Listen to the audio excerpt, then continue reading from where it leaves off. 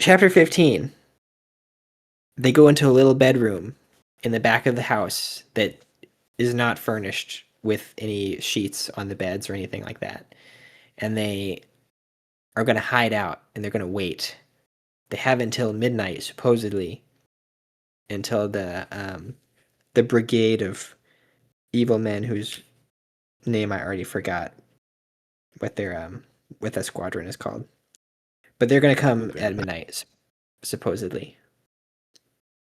So they're waiting there. Lev sees a nice little carved out name in the wood and wonders where that person is. Maybe dead, probably dead. And then Kolya notices that he's very afraid because Lev is realizing that he may actually be about to encounter the enemy forces, and he didn't really ever think about that, or he didn't ever. He knew that at some point he might encounter the opposing army or get destroyed in the city of Leningrad. But now he's maybe going to go face to face with one, and he's freaking out a little bit. He's very worried. Kolya gives him some cards, but they're not playing cards. Well, they're for playing with something, but they're not for dealing.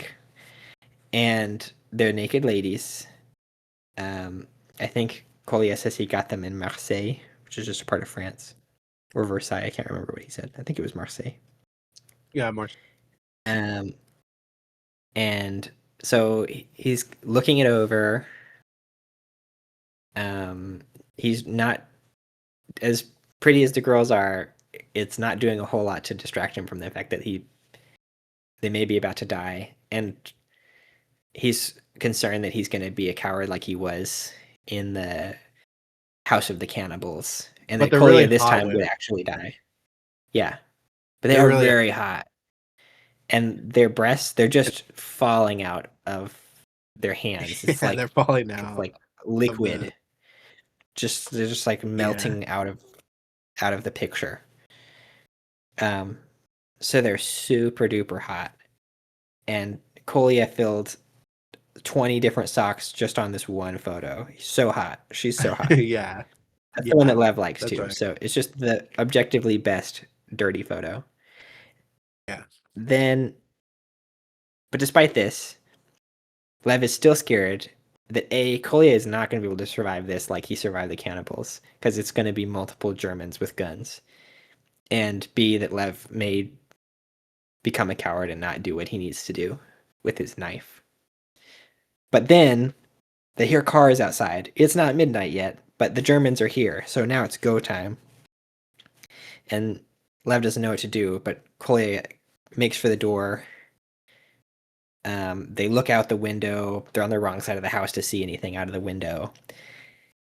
And so they're just trying to stay quiet. They're going to play the waiting game because they want the Germans to get drunk and be off their guard and maybe have their clothes off and be away from their guns when they kill them. And so they're prepared to just sit there. But then there's shooting happening. There's voices outside of the shooting. They hear the car trying to rev up and slide out of the snow and get away. But then they hear the sound of bullets on metal. They walk out into the middle of the house, and I think a bullet shatters some glass. The girls are on the ground with their heads down and their arms over them so they can try not to get hit. And they don't know what's going on. When they come over to the window, Kolya is trying to see what's up. He's listening, and it goes quiet. They don't hear anything anymore. They don't hear any German voices. And they both poke their heads up just a little bit to see what's up. And they can see, I think, a car out there, and there's some dead Germans. And then a bullet goes right between both of their heads. And they go, oh, snap. So that, someone's out there. Sniper's out there. A very good sniper is out there. And Kolya gets a little bit more cocky because he realizes it's Russian people. It's the partisans, as we are going to discover, who have a sharpshooter out there. And he calls out to them, and he makes a bunch of joking claims that we're Russian, and he starts kind of insulting the soldiers because that's maybe a good way to prove from one Russian soldier to another who that you're truly a Russian. They have a back and forth. Eventually, the two go out with their hands up, and the Russian partisans come around, and they go, "Okay, you are a Russian." They tell Kolya to shoot the dead Germans in the head, which he does. One of them is still alive, but he's pretty much gone. He's frothing pink out the mouth, and so Kolya shoots that one too. And then they meet the sharpshooter, who's all bundled up and very short and has very sharp, defined features and kind of stocky. And Lev is just staring at this person until he eventually realizes, because I think the person talks and says, "Are you just going to keep staring at me?" And he realizes this girl, actually, who's the sharpshooter. And she's got a reputation of her own. And I think she shot all these Germans in the head from 400 meters away with a German Kar 98 or something. Yes, the Kar 98K. Yeah. And that's kind of the point that we get to. Maybe Lev has a little bit of a crush on this girl. He's kind of wondering about who she is underneath all these clothes. And then there's this kind of dumb joke that one of the other partisans makes at him that you just better watch out because she can shoot you from half a kilometer away. And that's kind of where we end up. They're going to go back inside the house, and we have stopped there. Anything to add to that? I think that's my summary of the last chapter, but I don't know, maybe I missed some stuff, some key details. I You didn't can really hear me right describe now? the partisans all that much. Yeah, I can hear you. Okay, I'm in your party. I was gonna say, okay, before I add what I was gonna add, let's unpause our recordings at the exact same time. Okay, Or did you? tell me when you're ready. Okay, three. It's gonna be on start. I'm gonna count down and then start. Okay. Okay. Okay. 3, 2, 1, start. Okay. Okay. Anyway, is it okay if I talk about the book? Mm-hmm. I was gonna add the interesting thing about the gunfire fight was that the Germans had machine guns and the partisans had rifles. So it was rifle fire versus machine gun fire for the most part, I think. And you would think that the machine guns would would be better in this situation for the firepower, but the rifles were better for like the long range combat. That's what ended up happening is the sniper took out what ended up being, I don't know if the sniper took out everyone, but the collective three partisans took out six German Einsatzgruppen, six German soldiers. So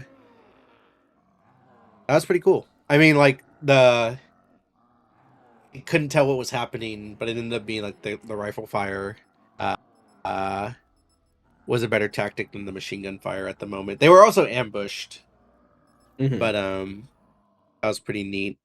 It really like the beginning of the chapter was like 5 or 6 pages before the machine gun fire started, where they're looking at the pictures of dirty women and Koya is repeatedly trying to get Lev to calm down. It really does feel like a movie. Like it's like this is your moment of truth. Like, can you stomach, purging evil from this world? And Lev was like, I don't think I can kill anyone. And it's like, well, if you don't kill them, I mean, you're definitely gonna die. Like it's kill or be killed in this instance because they have nowhere to run. And Koya is pretty resolved to kill them based on the story of Zoya from the previous chapter that they had just heard like an hour prior as they get ready for the Germans to come. But Lev still like can't bring himself to do it, and he's like also torn, like he's very psychologically damaged from hearing the story about Zoya. Um, is there anything else to add to that? I'm gonna look through my book real quick. I'm just going to the last chapter. Um, you had mentioned that the star sniper who has already racked up like 200 German bodies. I don't know if that was an exaggeration. Is a woman. I think a young woman too. What's her name? Oh, Vika. Her name is Vika. Yeah. They But don't really give a Vika, shit. Oh yeah, go yeah. ahead. No, keep going, keep going. And the partisans don't really give a shit about the colonel's orders because he's a city man. And they're villager militia. So they're not too concerned about like the hierarchy of the Red Army, it seems. Exactly. Yeah, and I don't remember if Vika has a kill count, but the girl that with whom she's competing does. Oh, the girl she's competing with is That's Mina. Layudna? Yeah, Wait, who they call Mina? Mina. They call it's just that's the end of her name. It's just shortened to Mina. Sorry, you died, and I died picking up, so I restarted the map. Oh, I'm still not even loaded in. We'll see what Hopefully, happens. quick restart doesn't break Hey, I this. know we're supposed to be looking for some gizmo, but unless we Okay, I'm find in the these game. Stulinger's pals, Oh, my controller's we're not gonna working. fly blind in the dark. Come on, controller. Come on, controller. You have to try to look at the Okay. bigger picture, Misty. Wait, who? I don't know who you're talking about. Get this little Like job the. gonna be on our way in no 'Cause- time. There's a girl who's supposedly the pride of the Red Army, Red Star. And Yeah. so I'm gonna get knocked down while reading this book. That's okay. So there's a girl named Ludmila or Mila Pavlichenko who has like the record of sniper kills for women.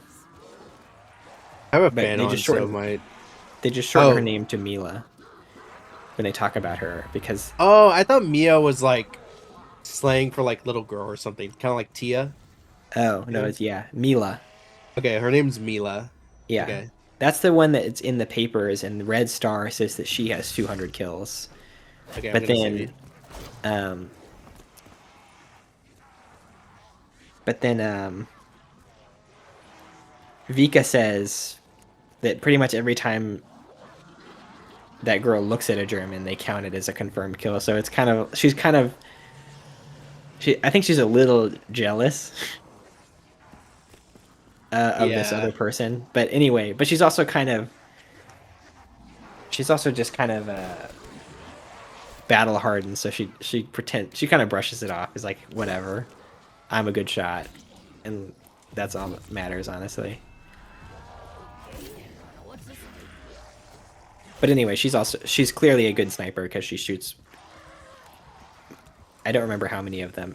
Half of the Germans that they kill, from very far away, and I think that is one of their big advantages in the battle is that it's nighttime. The Germans are not expecting them, and they can't see where they are in the woods or around the hay bales. So even if they have machine guns, they just don't know where they'd be shooting. Versus the partisans who have rifles and can pick them off. And the sniper Vika, I don't know about all the partisans, but she is like very clean with her skills. She's able to like either get all of them in the head or like a fatal what is it called? When you shoot someone in like an organ or an artery, what is it? What is that? There's like a term for it. Hey, wait, Sam, don't come over here. Don't shoot anything.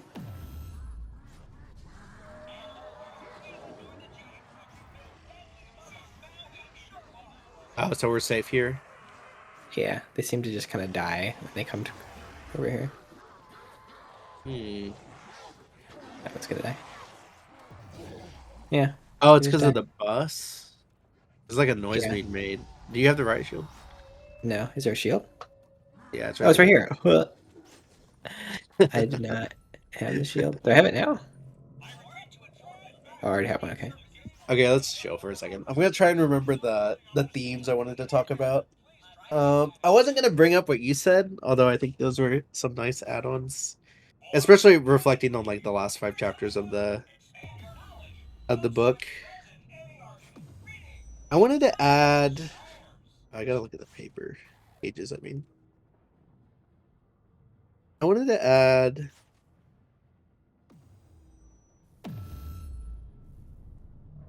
And I want to add.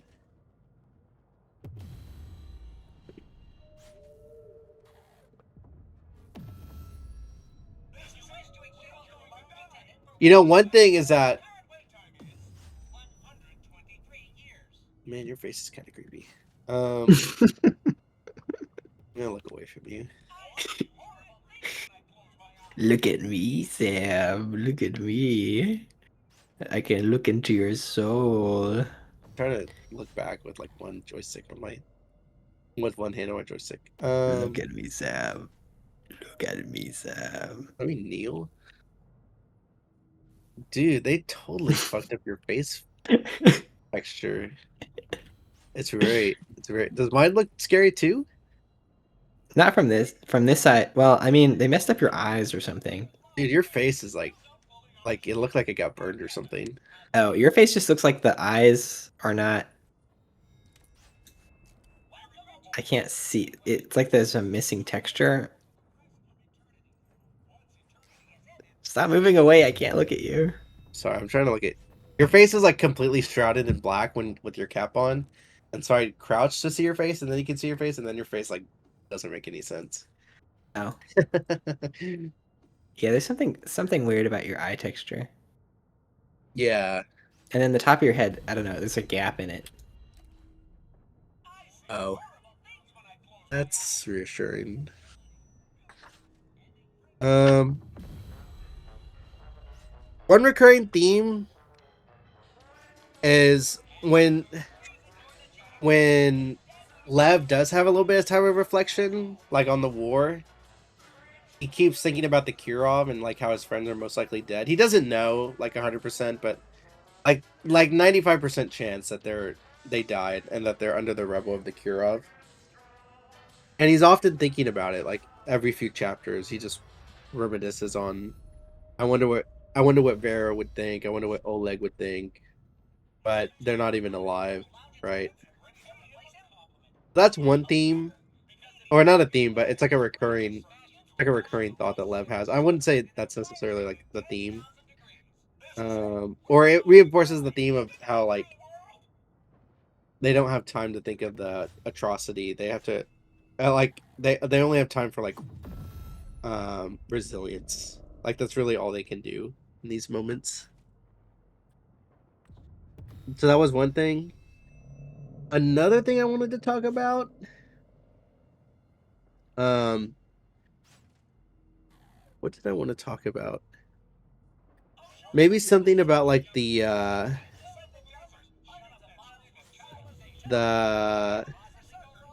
don't think I wanted to mention the dichotomy at Koya and Lev. There's a dichotomy of how Koya is always very self-assured and Lev isn't.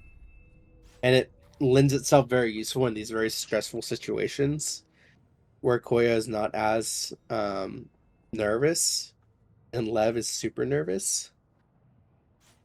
Lev is also often very, very self-aware. Oh, that was another thing that happened like multiple times throughout these chapters. Is Lev is like very, very self-aware of how chatty he's being in his own head, which I find very relatable. Like he's like I think he says it twice in one paragraph. He says, "I am aware that I am aware." He says something like that.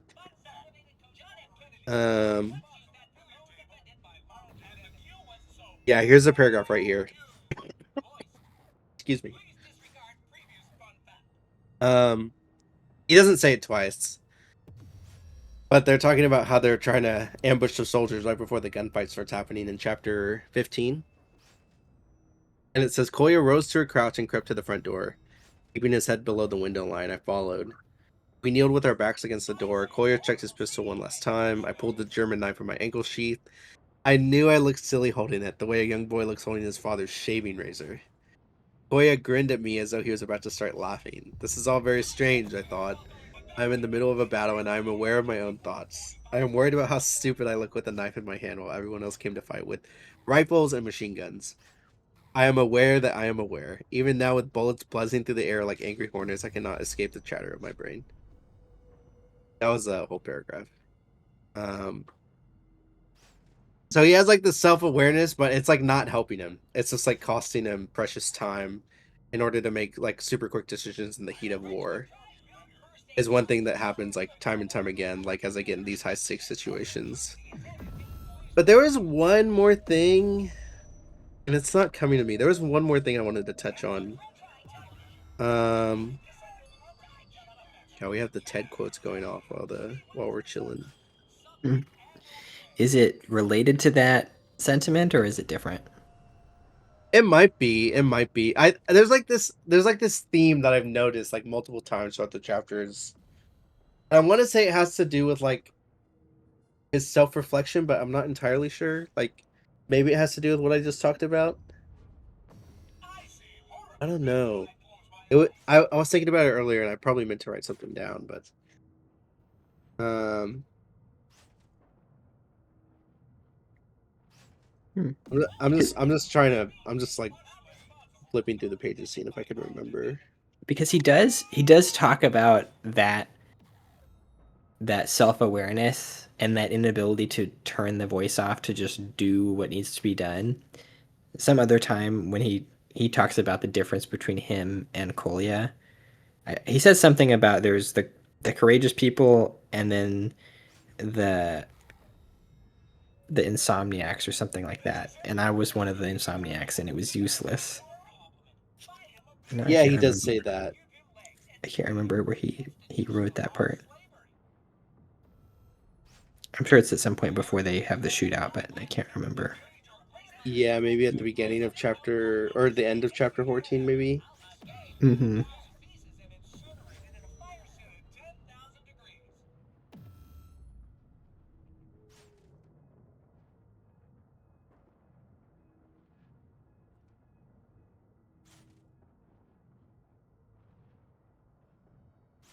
I'm in chapter 13.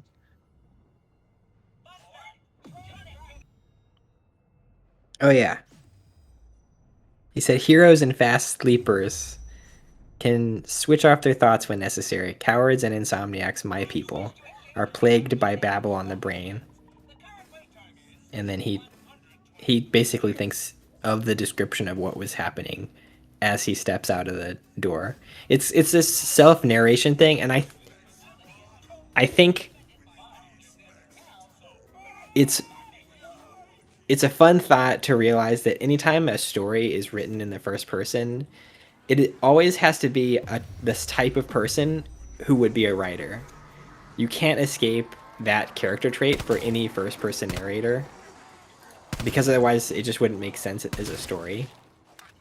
And so he's kind of giving you the description of how anyone who would end up being a writer would describe their position. He's very self-aware and he's very descriptive, but that leads him to overthink it. It's almost as if you could say someone like Kolya, as much as Kolya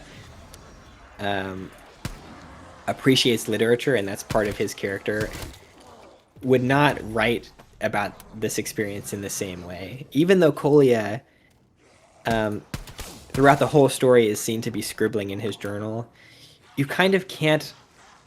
It's hard to expect Kolya to have the same kind of inner dialogue as Lev does as the narrator of the story, because he doesn't think through things the same way. Yeah.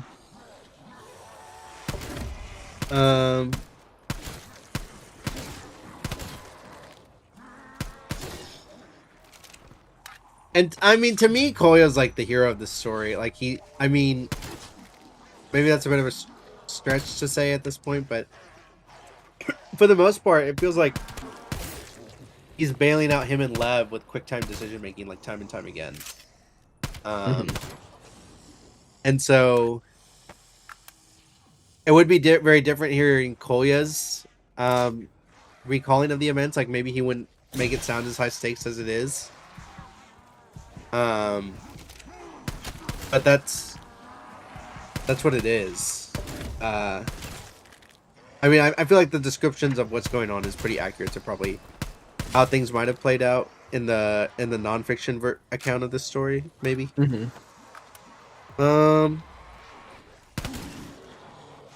I feel like there's something to be said about Russian patriotism, like maybe being a theme. Maybe you kind of already touched on that earlier. How they're so deeply patriotic to Russia, despite all their circumstances. I don't know. I can't really talk about that right now. But that was like something in like chapter 11, when they're talking about no Elba for Hitler. And then he says, I wasn't entirely sure the sergeant knew what Elba was, but he was adamant that Hitler wouldn't get it. We'll give him a bayonet in the balls, but no Elba. And that's what the sergeant had said. And then he was giving him advice on how to avoid the on how to avoid the Germans.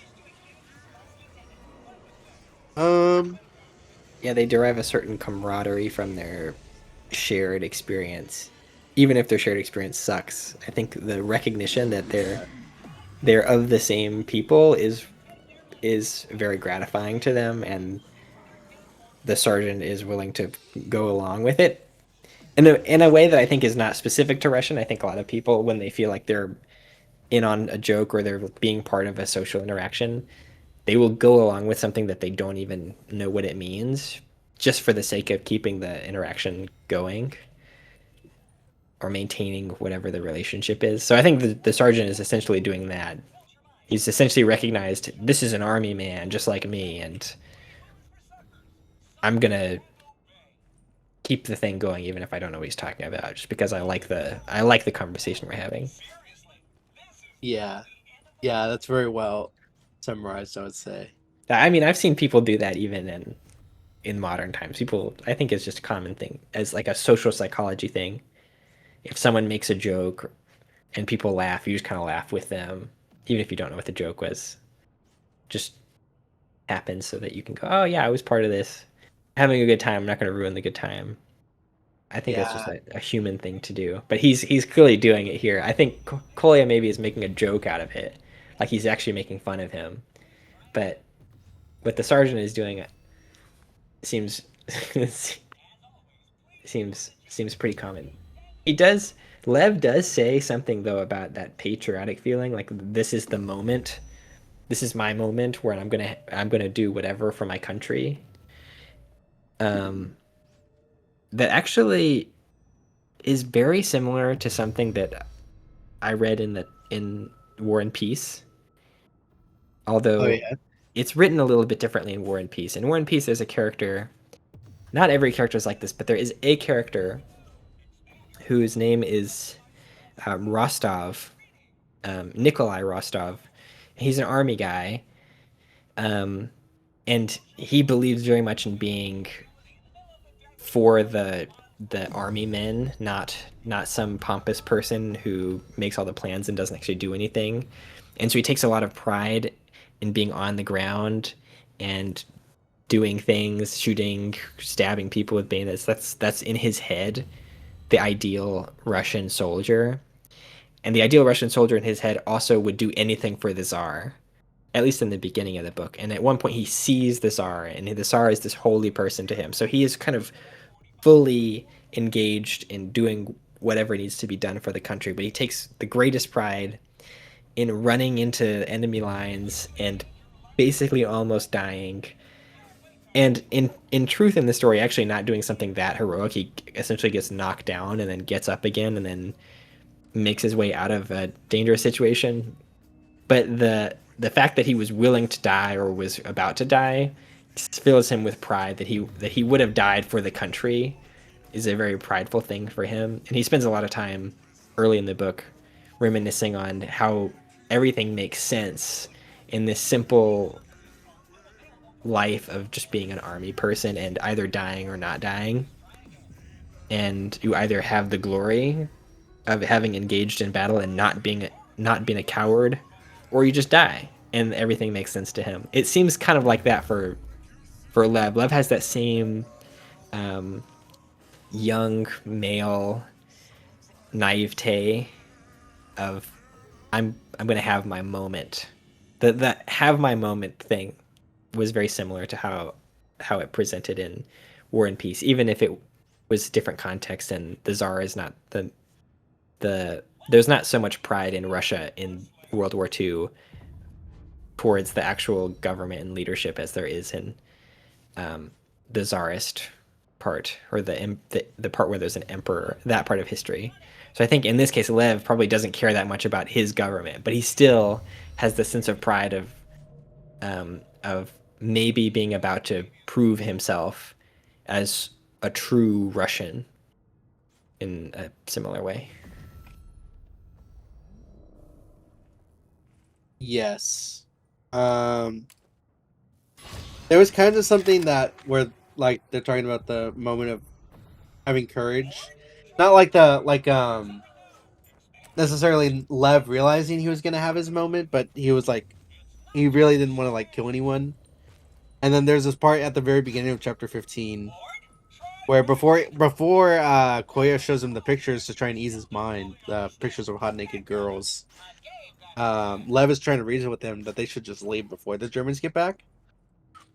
And then there's this paragraph where Koya's trying to talk some sense into Lev, and he says, "Listen to me. I know you're afraid. You're right to be afraid.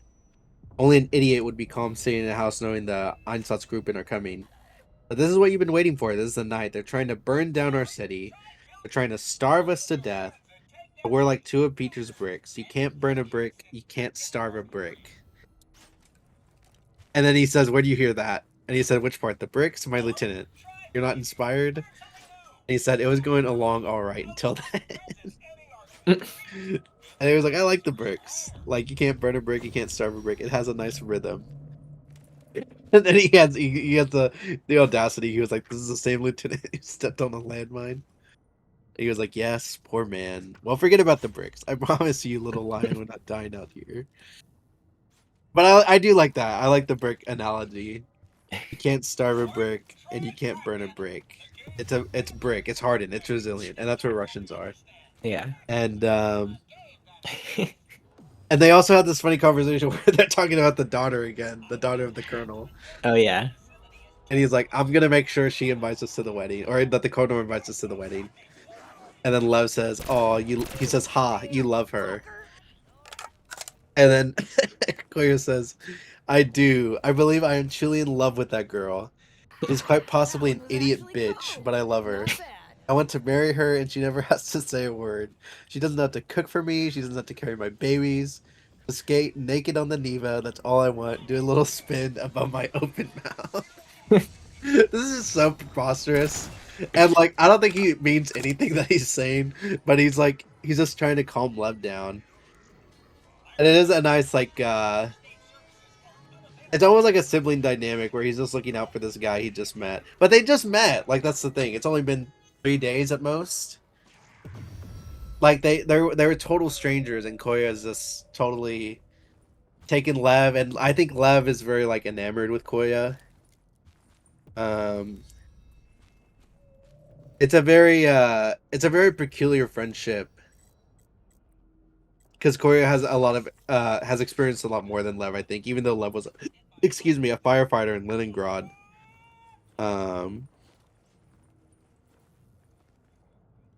I still don't think anything I'm saying right now relates to like the other theme I was trying to get at, but I'm not, to be honest, I'm not sure I'm gonna get to what the other point I wanted to make was. I think it was something I thought early on, like chapters 11 and 12, maybe.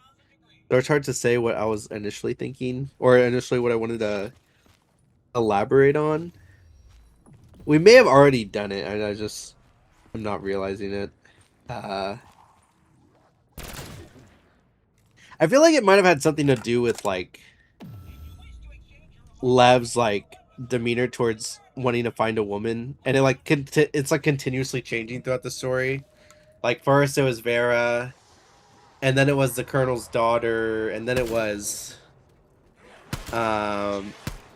briefly like those cute girls, or not cute girls, the girls he didn't even think were cute when they met the boy, the grandson, and how they the were soup fawning over makers. Koya. Yeah, and then I think the soup makers, and then I think in this, the chapter 13s and 14, I think there was actually 6 Russian women, right? Not 4? I think there there's was just 6 of 4. them. There's 6?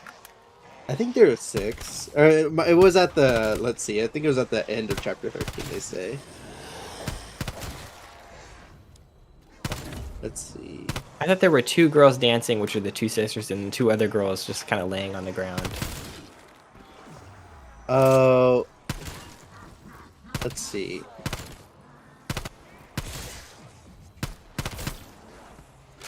Okay, I'm on page 121.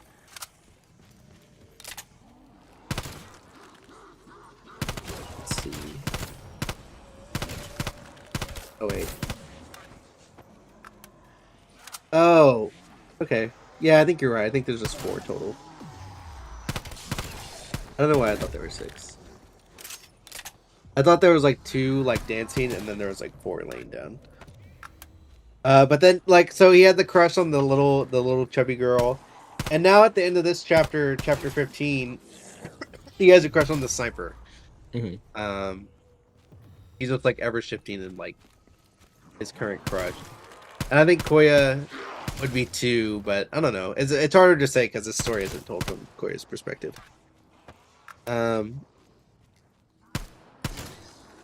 Yeah, I don't know. I think that's all I have to say. Oh, the paranoia. We kind of already talked about the paranoia just in general.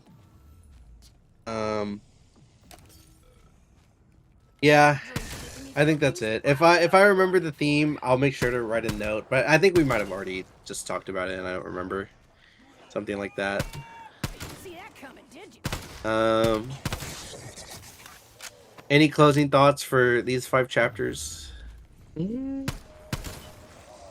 No, I'm still waiting to see when we're gonna stab the Germans. Now Yeah. I'm so hyped up, and we still gotta find the eggs. There's so much left to do. And and one thing we might have not already clarified for this recording is that they're not going to go to Mya. They're going to have to go somewhere else. Yeah. They're going to have to go to a different village somewhere. They said the name, I forgot. But the path to Mya is closed off, I think, permanently now.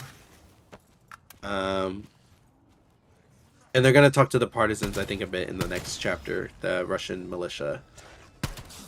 So there's still a good amount of book left. I think there's 12 chapters left. Do you want to divide it like 6 and 6, or do you want to like slow it down to like 4, 4, 4? I don't mind either way. Okay. I will read, but I don't want to make you read, really hurriedly. I don't want to make you read in a rush if you like reading on the same day. Yeah. Actually, let me look at the book real quick, and then make a decision. I'm gonna look at how far 4 chapters is. Dun, dun, dun, dun, dun, dun, dun.